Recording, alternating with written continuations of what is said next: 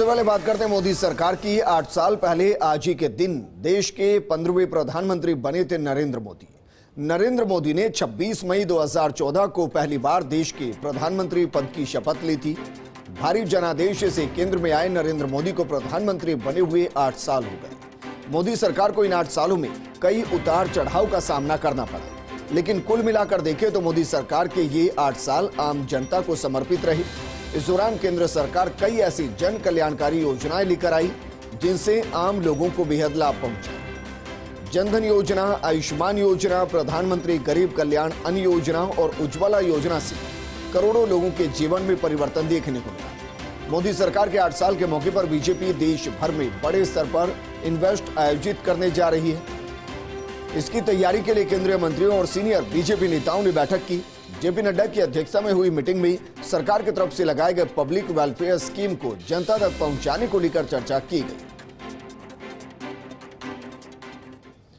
वहीं दूसरी तरफ विपक्षी कांग्रेस पार्टी ने बीजेपी सरकार के 8 साल के कार्यकाल को पूरी तरह से विफल करार दिया। कांग्रेस ने इस मौके पर नया नारा दिया, 8 साल 8 छल मोदी सरकार विफल। साथ ही आंतरिक मोर्चे से लेकर अर्थव्यवस्था तक मोदी सरकार को सवालों के जरिए घेरने की कोशिश की। कांग्रेस नेता रणदीप सुरजेवाला और अजय माकन ने प्रेस कॉन्फ्रेंस कर मोदी सरकार पर निशाना साधा।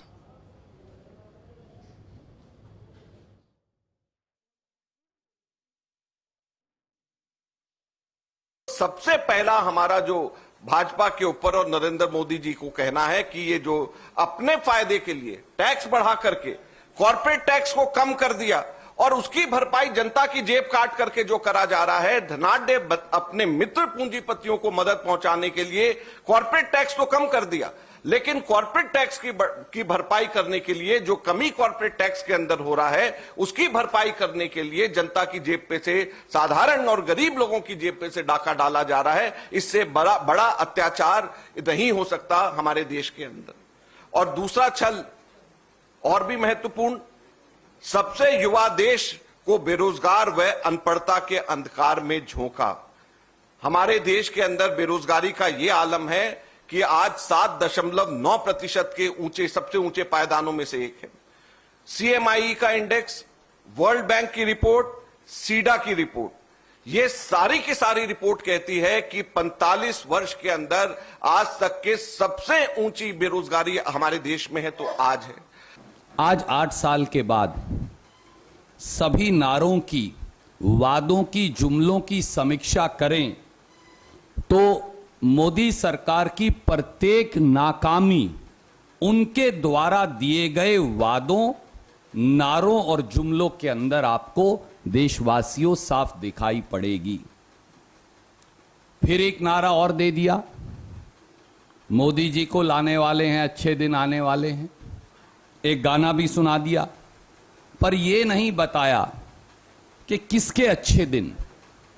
आज 8 साल के बाद तस्वीर साफ है कि मोदी जी आए तो साथ में महंगे दिन रोजगार बिन लेकर आए।